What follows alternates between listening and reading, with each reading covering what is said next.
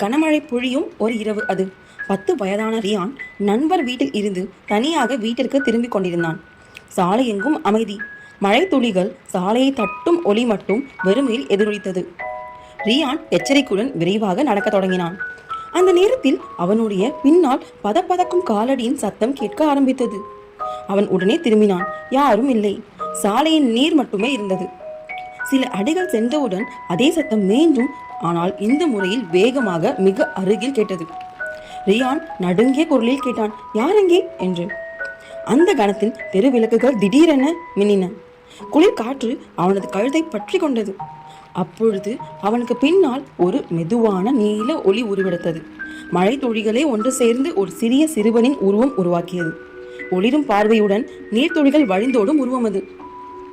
Ryan அசைவில்லாமல் நின்று விட்டான். பிறகு ஓடத் தொடங்கினான்.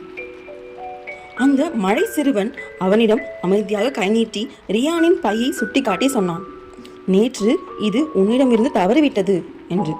ரியான் குழப்பத்தோடு பையை திறந்தான். அதன் உள்ளே அவனுடைய பாட்டி கொடுத்த பழைய கீச்செயின் ஒன்று மெதுவாக ஒளிர்ந்தது. ரியான் அதை கண்டவுடன் ஆச்சரியத்தில் உறைந்து போனான். அந்த குட்டி மழை சிறுவன் மெதுவாக சிரித்து மழை துளிகளாக கட்டுக்கட்டாக சிதறி காற்றில் கலந்து விட்டான். ரியான் மெதுவாக சொன்னான், நன்றி என்று. அந்த இரவுக்கு பிறகு மழை பொழியும் ஒவ்வொரு தருணத்திலும் ரியான் தனிமை உணரவில்லை. அவனை கவனிக்கும் ஒரு மென்மையான சக்தி தன் பின்னால் இருப்பதை உணர்ந்தான். இதுவே ரியானின் மழைக்கதை. இந்த வீடியோ பிடிச்சிருந்தா மறக்காம லைக் பண்ணுங்க, கமெண்ட் பண்ணுங்க, ஷேர் பண்ணுங்க.